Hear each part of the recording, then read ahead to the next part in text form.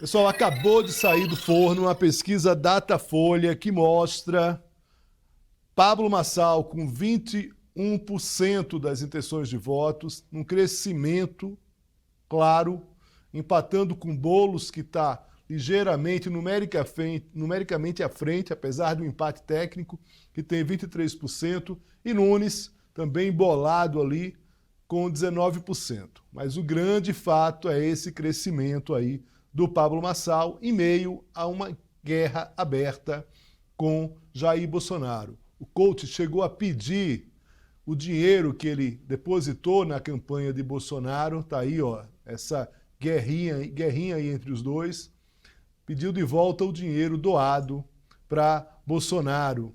Para conversar sobre esse tema, eu chamo o professor da Universidade de Brasília, Pablo Homes, para tentar pensar aqui, professor, que coisa, hein? Que cenário é esse, hein? Bolsonaro fez um movimento na semana passada por ciúmes do Ricardo Nunes, que não estava citando o Bolsonaro como a família Bolsonaro achava que deveria citar, mostrar Bolsonaro na campanha. Então ele fez um movimento ali elogioso para o Pablo Marçal.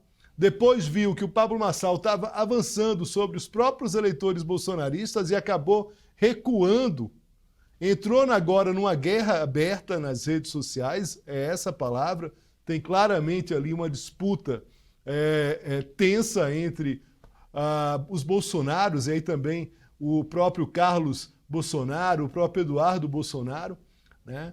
E agora, nesse momento, sai essa pesquisa da Datafolha mostrando esse crescimento de fato, e aí de mais de 7 pontos percentuais de Pablo Marçal, chegando, né, a ultrapassar o próprio Ricardo Nunes. Pablo Homes, muito obrigado aqui pela presença mais uma vez. Queria uma análise desse cenário. Boa tarde, Léo. É um prazer estar aqui novamente. Eu sou o Pablo, mas eu não sou Marçal. É, Então, eu acho que está acontecendo um fenômeno bem interessante, não é? Que é um fenômeno que já vem acontecendo há algum tempo.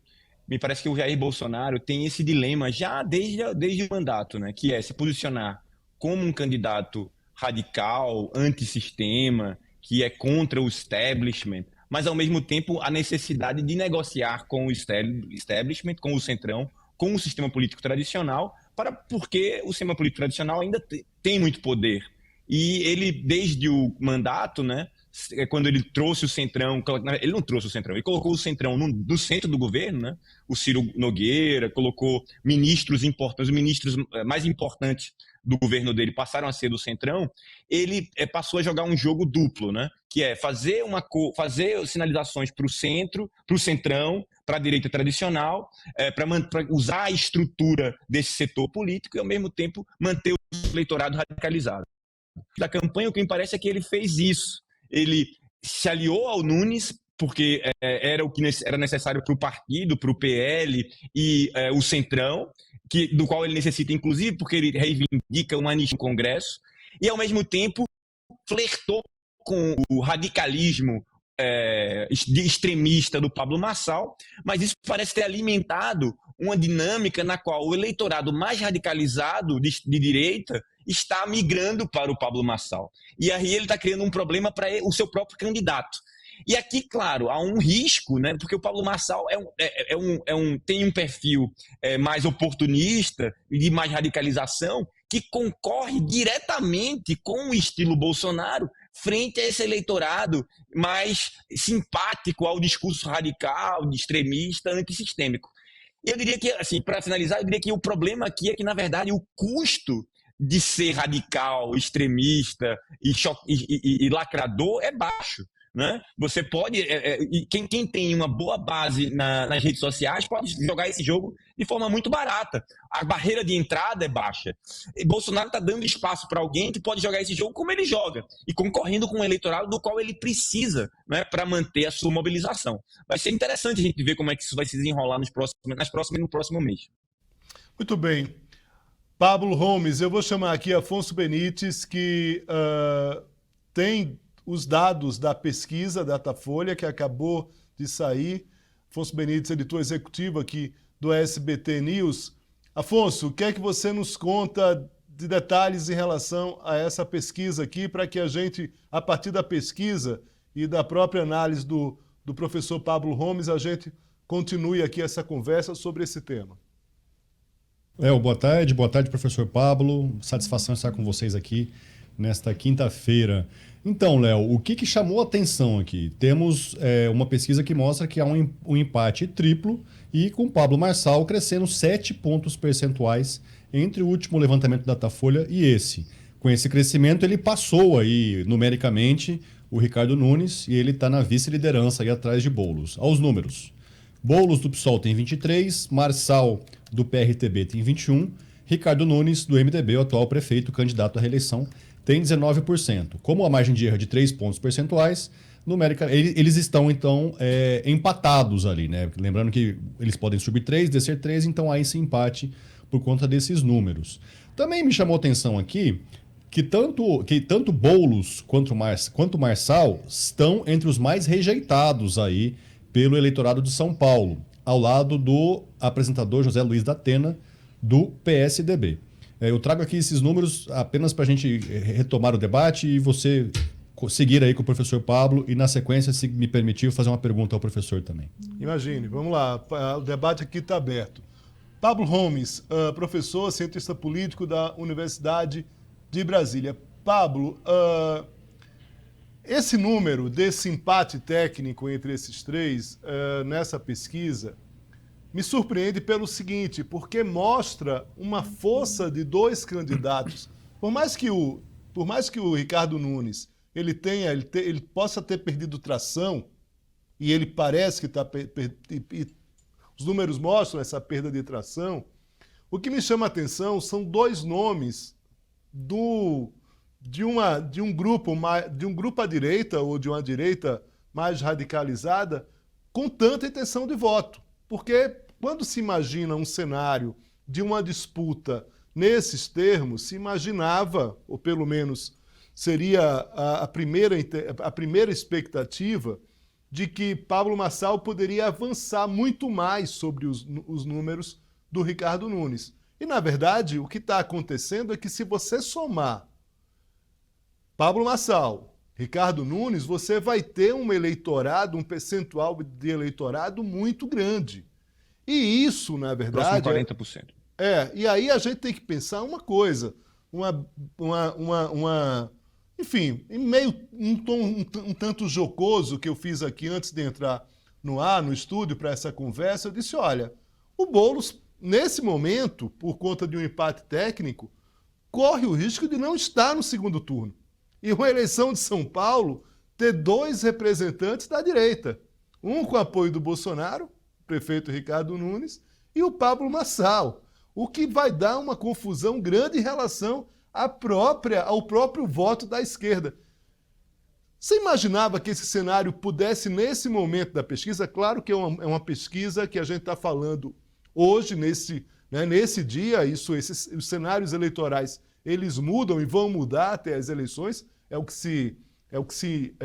essa a expectativa, efetivamente, mas me parece que, além dessa subida efetiva e essa aceleração do Pablo Marçal, outra coisa que me chama a atenção é justamente essa quantidade de votos para esses dois candidatos à direita. Me parece sim, é surpreendente, mas eu começaria, vamos lá, por partes, né? Primeiro, eu acho que é cedo, obviamente cedo. Acho que muita coisa pode acontecer, inclusive é possível. Há agora uma investigação aberta pelo Ministério Público Eleitoral de São Paulo contra o Pablo Marçal. Pelas notícias que eu vi, há elementos ali bem problemáticos, né? Claramente, na legislação eleitoral. Isso pode ter um desenrolar, mas eu diria que, assim, se você somar a intenção de voto do Pablo Marçal e é algo de 40%.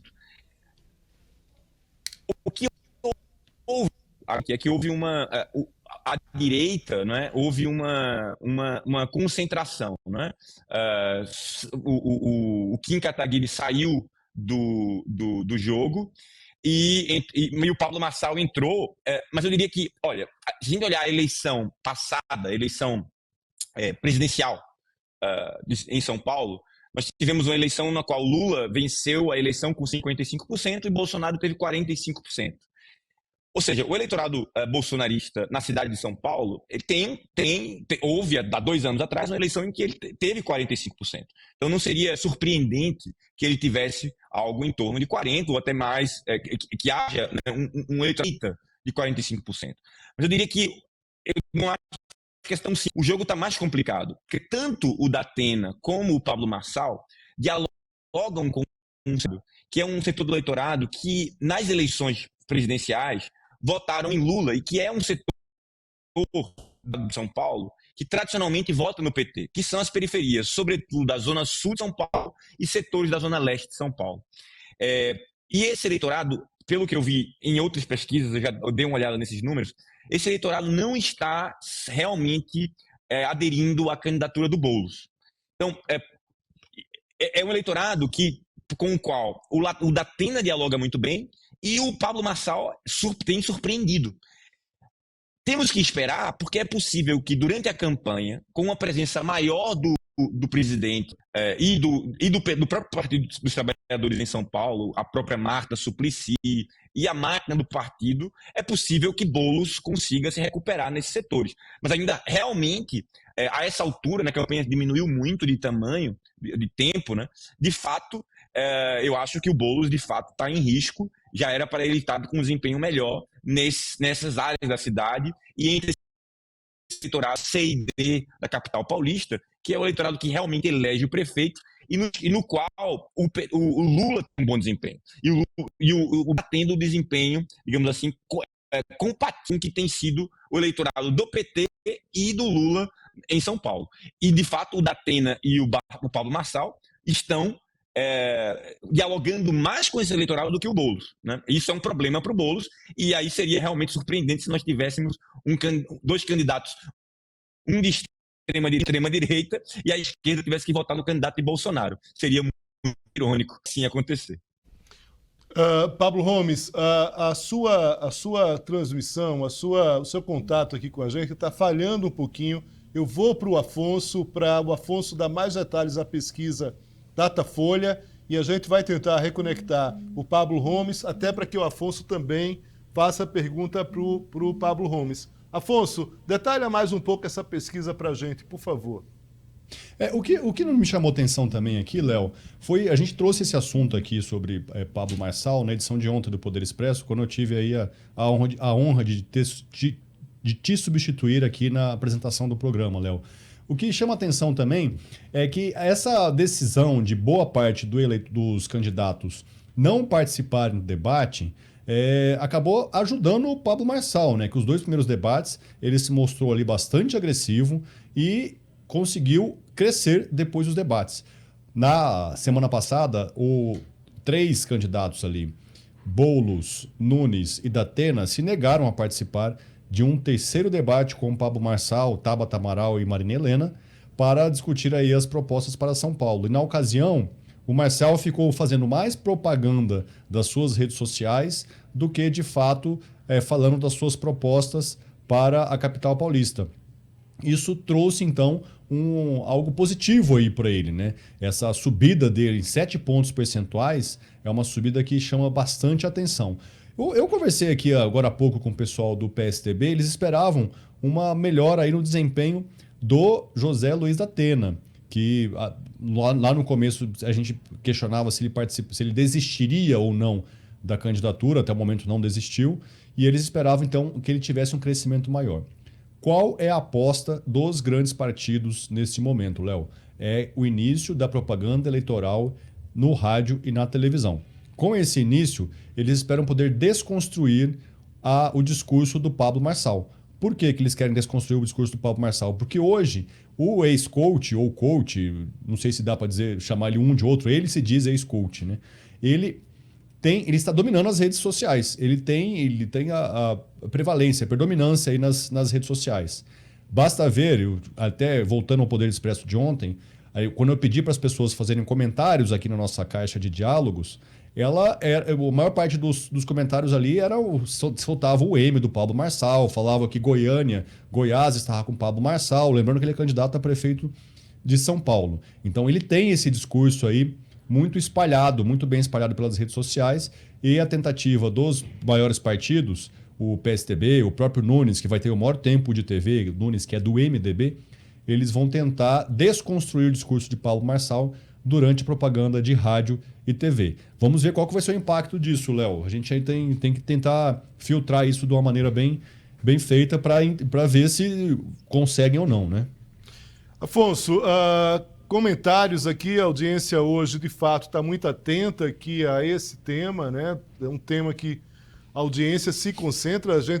O Pablo Gomes estava falando aí, tem muito pouco tempo agora para a eleição muito curta efetivamente, né? Se a gente pensar que já ultrapassamos a metade de agosto, as eleições são no início de outubro, a gente vai ter praticamente aí menos de 45 dias para essa eleição extremamente rápida a partir de agora. Mas aí, olha, tem Maria Bethânia Silva aqui falando, José Braz, Israel Monteiro, Cristiana Reis, enfim, tem um concurseiro da NASA aqui falando também, enfim. Afonso, você tinha prometido fazer uma pergunta para o professor Pablo Gomes, vai lá, é contigo. Pois não. Professor, então a gente está vendo aqui esse levantamento da Folha de São Paulo, Datafolha, na verdade, e ele mostrou ali que tem um desafio aí do Marçal com relação aos seus diversos adversários, né? Porque o Nunes, ele é o mais afetado ali pelos votos de quem era eleitor do Bolsonaro, né? Antes, 44% dos que votaram em Bolsonaro lá em 2020 diziam que apoiavam o Ricardo Nunes. Agora tem 29%, né? O bolsonarismo ele está de fato encampado ali em Pablo Marçal, por mais que Bolsonaro não entre na campanha, por mais que Bolsonaro pare de falar bem de Pablo Marçal, ou não. Na hora que o Bolsonaro aparecer do lado de Ricardo Nunes, o eleitorado vai segui-lo. Me parece que o Bolsonaro, não sei, hoje ficou evidente que o Bolsonaro parece ter mudado de ideia, né? E é claro, assim, como eu falei, Bolsonaro joga esse jogo de falar para o centrão e para o setor mais radicalizado ao mesmo tempo, mas ele vai ter que tomar uma decisão. O candidato dele, por razões partidárias e por outras razões de interesses pessoais, é o Nunes. Vamos ver como é que vai ser agora a postura do Bolsonaro em relação ao Pablo Marçal, né? Porque, inclusive, porque o Pablo Marçal parece se apresentar como um líder que ameaça o bolsonarismo na sua integridade, né? Na sua identidade mais radical. Então, eu acho que não dá para dizer ainda, mas a minha impressão é que o Bolsonaro deverá realmente tentar sinalizar mais para o Nunes. O risco disso é ele perder um pouco da fidelidade do seu próprio eleitorado, né? Pois é isso que Por favor, com você. Só uma última questão, Léo, desculpa. E nesse sentido, a gente consegue dizer ainda que Bolsonaro e Lula serão os fiéis da balança nessas eleições em São Paulo ou não? Olha, a eleição está muito curta, né? Eu esperava, de fato, que o comportamento do eleitor de São Paulo fosse mais, digamos assim, compatível com o que a gente viu nas últimas eleições. O voto do PT está muito concentrado nas classes C, D, E, na Zona Sul e na Zona Leste, e no centro expandido melhorou muito. E Boulos, aparentemente, está com o voto do centro expandido, da classe média, mas não está conseguindo o voto da periferia. O que está acontecendo é que você tem um ator do que a gente não está falando, que é o Datena, que aparentemente entra muito bem nesses setores e está tirando o voto do Boulos.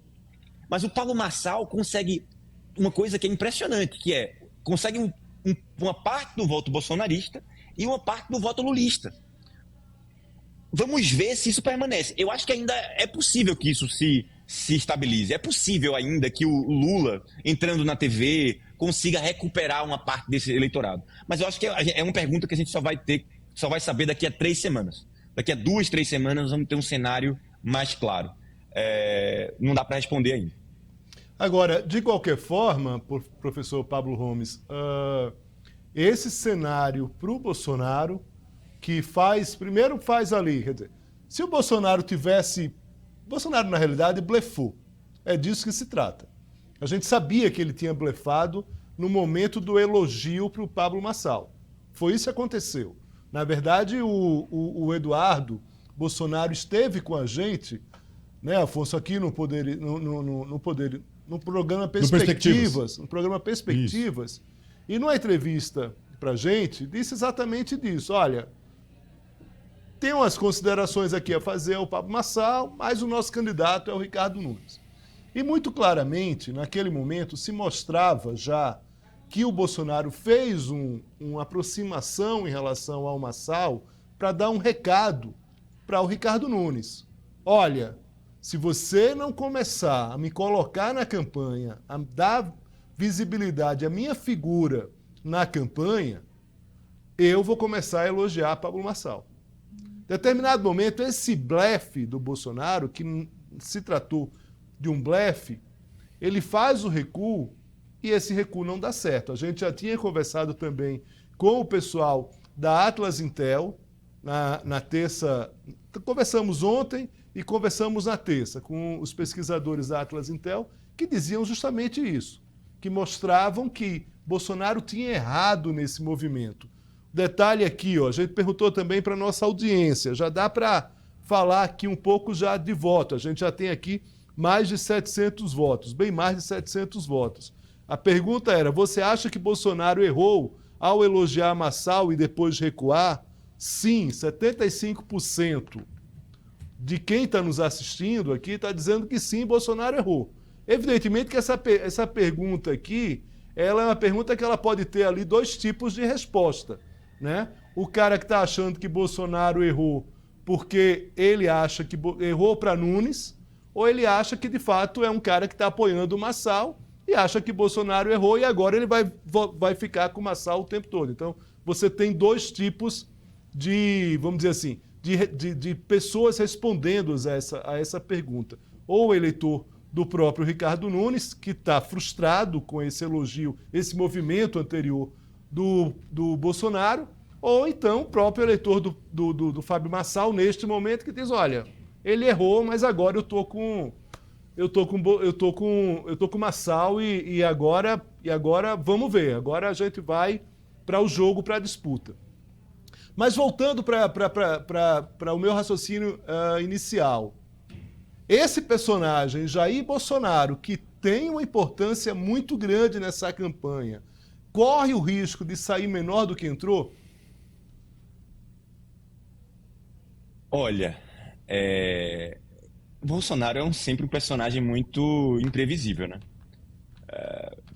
Eu nunca colocaria na mão do fogo e diria que ele pode perceber, assim, já aconteceu antes. Ele perceber que o Marçal é o candidato, é cavalo vencedor e largar o Nunes daqui a um tempo. Eu não me surpreenderia totalmente. Mas o risco dele aqui, na verdade, é romper com o Marçal e surgir a Prefeitura de São Paulo é uma prefeitura que dá muita visibilidade a qualquer pessoa, né? E o Marçal é alguém que tem uma certa amplitude nacional. O Marçal chegou a ser candidato a presidente na última eleição, né? Pré-candidato. Claro que eu não estou dizendo que ele vai substituir o Bolsonaro, mas assim, surge alguém que joga muito bem o jogo das redes sociais e que consegue, não é, dialogar de forma muito boa com um eleitorado antissistêmico, radicalizado muito pelo bolsonarismo. Então, o Bolsonaro tem que jogar um jogo aqui muito cuidadoso, porque o Pablo Marçal é um ator assim, capaz de dizer Bolsonaro se aliou àquilo que ele negava, o centrão, a política tradicional. Então, o jogo de Bolsonaro, como esse ator disruptivo, antissistêmico, é um jogo sempre muito arriscado. Porque ele não pode ser totalmente antissistêmico, inclusive porque ele, às vezes, pode flertar, inclusive, com a ilegalidade, né? Ele está inelegível, né? E o Pablo Marçal pode surgir como alternativa para disputar o seu eleitorado. Então, ele pode sim, né, correr o risco de perder uma parte fundamental do seu eleitorado, num estado fundamental que é São Paulo, mas eu diria também com repercussões, né, no resto do país. Mas vamos aguardar. Eu acho que a gente ainda precisa ver se essa mudança nas pesquisas, que foram muito importantes, permanece. Vamos ver outras pesquisas também, né? É possível que o Nunes, com o começo da TV, no programa de TV, realmente desgaste o Pablo Marçal. Há essa questão legal, né, do Ministério Público junto à Justiça Eleitoral, que também pode levar a alguma consequência. Mas, de fato, o Pablo Marçal surgiu como um ator, né, complicador na eleição de São Paulo, que coloca em risco tanto o Bolsonaro como o protagonismo também do Lula como âncora do Guilherme Boulos. Tudo bem. Afonso, vou passar para você, mas a assessoria do Pablo Marçal acabou de mandar aqui uma frase do Pablo Marçal falando da pesquisa Datafolha. Você vê aqui que ele tá rápido e afiado aqui, porque essa briga, essa disputa nas redes sociais, Bolsonaro e Pablo Marçal, começou com o Pablo Marçal dizendo o seguinte: para cima, capitão. Como você disse, eles vão sentir saudades de nós. Aí Bolsonaro responde na própria rede ali do Pablo Marçal dizendo o seguinte: nós, um abraço. Tá aí o detalhe aqui, Thiago jogando aqui. Aí o Pablo Marçal responde, volta e chega a pedir de volta o dinheiro que ele tinha doado anteriormente para a campanha do Bolsonaro em 2022. Agora, a assessoria do Pablo Marçal acaba de me mandar aqui uma mensagem dizendo o seguinte: somos nós, em caixa alta, o povo e Deus, segundo Marçal, contra tudo e todos. A piada virou pesadelo e não vai ter segundo turno. Afonso, seu comentário, por favor. Mais uma questão para o professor Pablo Homes, fique à vontade. Ô, Léo, eu não sei se você se lembra, um tempo atrás, uns 2 ou 3 meses atrás, o Pablo Marçal deu uma entrevista aqui para o SBT News, uma entrevista para você no Poder Expresso, e você fez algumas perguntas ali que incomodavam ele ali. Aquele episódio do monte lá em São Paulo, que ele levou as pessoas e acabou perdido, sem preparo algum, falou de investigações criminais contra ele, e ele, meio que desdenhando, usou um termo ali: falem bem ou falem mal, mas falem de Pablo Marçal. Hoje eu estava lendo aqui uma entrevista que a antropóloga Rosana Pinheiro Machado deu para a jornalista Carla Gimenez no UOL, e a Rosana repete ali: olha, o Marçal já conseguiu que a eleição em São Paulo seja sobre ele. E nós estamos aqui, estamos há 31 minutos no programa e estamos falando de Pablo Marçal. De fato, ele teve sucesso aí nessa empreitada, né? O quanto isso, minha pergunta para o professor, para não me alongar muito aqui, o quanto isso interfere no debate sobre as questões importantes para a cidade, para as cidades de maneira geral, né? As pessoas não estão preocupadas ali com iluminação pública, com saúde, com educação e lateralmente com segurança, porque a gente sabe que segurança é mais de estado do que de município. É isso? Elas querem saber, elas querem um lacrador para ser o prefeito? É algo. Isso é algo que a gente está vendo no mundo inteiro, né? Que ainda se pesquisa e há muitas hipóteses e ainda não há um consenso na ciência política, mas do que está causando esse fenômeno de que a política, essa espetacularização da política, que se tornou uma competição por atenção, né? E uma corrida por uma radicalização que chama a atenção, mas que de fato esvazia o debate político do campo da política pública. Eu diria o seguinte: é possível que as redes sociais tenham de certa forma, reduzido o custo do oportunismo e tornado mais fácil que candidatos disruptivos, né, apelem para a emocionalização e para uma radicalização que funciona muito bem para mobilizar alguma minoria, e isso, de fato, se tornou mais fácil. A gente viu isso acontecer com Trump, viu isso acontecer com Bolsonaro. Só que isso tem um problema, né? Que, veja bem, qualquer um que tenha um número razoável de seguidores e tenha digamos assim, a coragem suficiente de radicalizar o discurso e se colocar como antissistema, pode muito bem ser um concorrente para quem faz isso primeiro. Então, assim, eu acho que a gente jogar com a antipolítica, e aqui eu acho que tem muitos responsáveis, né? Há atores políticos, mas a gente passou por crises políticas em que muitos atores contribuíram para esse ambiente de ojeriza a política. Isso facilita com que atores como Bolsonaro, Pablo Marçal, né, vários outros, né, se surjam se colocando como uma solução mágica contra o sistema, né, e utilizem, né, das redes sociais para isso. E, de fato, eu acho que isso pode estar acontecendo agora. Ou seja, novos atores usando essa tática, porque é fácil, né? Barato. E se você souber fazer bem, se você tiver já uma grande rede de seguidores, você pode mobilizar uma parte do eleitorado e conseguir destaque, né? E aí a gente está vendo a concorrência entre esses atores. Pode ser que Bolsonaro tenha aberto esse jogo, mas ele não seja necessariamente o único ator ou o ator que vai ser o único ator a jogar esse jogo, como ele vem jogando desde 2017, 2018, quando ele veio à ribalta, né? Professor, vamos lá.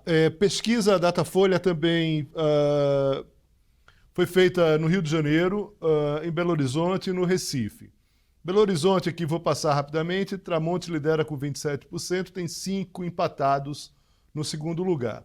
Mas eu queria, Pablo Gomes, falar sobre o Rio e sobre Recife, porque eu acho que vale a pena a gente se atentar, pensar em Bolsonaro e Lula nessas duas capitais. No caso do Rio, Eduardo Paes está liderando com 56%, ou seja, hoje é um franco favorito para ganhar no primeiro turno, e o Ramagem, mesmo com esse apoio de Bolsonaro, e aí a gente volta a esse tempo de campanha, aparece com 9%. Tem 7% para o terceiro candidato, que chama Tarcísio. No caso do Rio de Janeiro, me parece que Bolsonaro, de fato, não está conseguindo dar tração a esse candidato. E aí a gente pode elencar vários problemas, inclusive a própria questão de como Bolsonaro se movimentou depois daquela gravação divulgada, enfim, né, em relação à operação ali envolvendo Ramagem. Mas, de qualquer forma, o fato é que o candidato bolsonarista no Rio de Janeiro está patinando, com 9% das intenções de voto. No Recife, a presença de João Campos está com 76%. Né? Um número, um percentual aí impressionante. A rejeição, para se ter ideia, do candidato bolsonarista, que é o Gilson Machado, é de 34%. A rejeição de João Campos é de 7%. Isso nos leva a pensar que, no Recife, hoje, João Campos é muito mais forte do que Lula, que está o apoiando, afinal de contas, é o candidato do governo, do PT, na verdade, o João Campos. Isso se reforça, essa minha avaliação de que João Campos é muito mais forte do que o próprio Lula no Recife, a partir do momento que o João Campos não aceita o vice indicado pelo PT, apesar da insistência da Gleisi Hoffmann e tudo mais. Ele está colocando como vice uma pessoa que daqui a 2 anos vai assumir uma prefeitura no Recife. O eleitor pernambucano, inclusive, está dando um cheque branco, porque nesse momento conhece pouco o candidato a vice, né? Está dando um cheque em branco na mão do João Campos para ele dizer quem vai ser o prefeito daqui a 2 anos. Por quê? Porque o João Campos, todas as árvores do Palácio das Princesas sabem que o João Campos vai disputar o cargo de governador daqui a 2 anos. Então, no caso do Recife, aí eu volto à minha pergunta, a figura do Lula tem pouca importância nessa trajetória e nessa popularidade de João Campos. É curioso a gente pensar em 2 capitais importantes que 2 políticos, tanto no Rio de Janeiro, Bolsonaro não está mostrando tração para o candidato dele, e no Recife, o candidato que vai possivelmente ganhar as eleições é o franco favorito, com 76% das intenções de voto, não depende necessariamente do apoio do presidente Lula. Queria uma avaliação rápida sobre essa, enfim, sobre essa minha provocação aqui, professor. Não assim, eu acho que não só, assim, você falou do Recife e no Rio, mas eu acho que isso se aplicaria também a São Paulo, mas não vamos voltar a falar de São Paulo. Eu acho que a dinâmica municipal é muito importante, e parece que até em São Paulo também, né? Isso é tradicional, né? Ou seja, não é algo, foram poucas as eleições municipais em que houve uma onda de nacionalização. Eu diria que, para mim, houve, assim, se a gente observar as últimas eleições, eu consigo lembrar de 2 grandes eleições, ou 3 eleições, que houve uma onda de grande nacionalização das campanhas municipais, que foi 2000, 2012 e 2016. 2000, o PT conseguiu uma grande votação na preparação para a vitória de Lula em 2002. 2012, o PT surfava numa altíssima popularidade de Lula e de Dilma. E 2016, o PT, que estava no governo federal, foi devastado, né, nas eleições municipais, no auge da crise que levou ao impeachment. Mas o normal, né, o normal das eleições municipais é que as questões municipais falem mais forte, falem mais alto. E eu acho que é o que está acontecendo em Recife e no Rio de Janeiro. São 2 prefeitos extremamente populares, muito bem avaliados, né, com a gestão muito bem avaliada. Né, o João Campos tem níveis de aprovação em Recife altíssimos. Eu estou em Recife até agora mesmo. São níveis altíssimos de aprovação. No Rio de Janeiro, o Eduardo Paes também tem níveis altíssimos de aprovação. E, na verdade, esse é um fator positivo da reeleição, né, que é o eleitorado ter a chance de manter no cargo um prefeito bem avaliado ou retirar. E me parece que, nesse caso, o caso de São Paulo, também demonstra que o Nunes não é um prefeito tão bem avaliado assim, e por isso está tendo dificuldade na reeleição. Mas não me surpreende, Léo. Eu diria que essa é a minha resposta. Acho que isso, na verdade, seria o normal, faz parte da dinâmica das eleições municipais.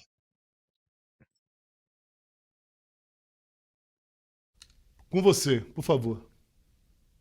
Léo, então, professor, eu queria só, da minha parte, encerrar aqui com a seguinte avaliação do senhor, por favor. Levando em conta aí que, nesse momento, a interferência de Bolsonaro, principalmente, e também de Lula, não está representando ali votos para os seus candidatos nas urnas, nessas cidades que foram avaliadas hoje pelo Datafolha, a gente vai conseguir dizer que ao final desse ano, ou Lula ou Bolsonaro foram vencedores da eleição, ou tanto faz? Até por conta dessa dinâmica aí que o senhor citou, dinâmica muito mais ligada à vida da população do que a temas grandes, a temas nacionais. Olha, eu acho que na ciência política essas coisas são sempre muito multicausais, né, e multidimensionais, né? Me parece que em alguns casos há uma nacionalização maior, mas assim, independentemente se houve nacionalização, se o presidente e o ex-presidente interferem na eleição, apoiam os candidatos, independentemente do resultado que vier, quando a gente fechar as urnas no dia 3 de outubro e no segundo turno, e a gente for comentar as eleições aqui na TV ou nos jornais, essas avaliações vão sempre surgir. Quem foi o vencedor, quem foi o perdedor. Por quê? Porque, de fato, as eleições municipais têm um papel muito importante na renovação do Congresso e também são um passo importante para os arranjos políticos que vão refletir na eleição presidencial. Sobretudo porque influencia muito a dinâmica dos partidos, né, e do Congresso. Mas eu diria que a gente tem uma parte da eleição que sim, que eu acho que mesmo aqui no Recife ou mesmo no Rio, é óbvio que tem uma parte do eleitorado que vai acompanhar o Lula e vai acompanhar o Bolsonaro.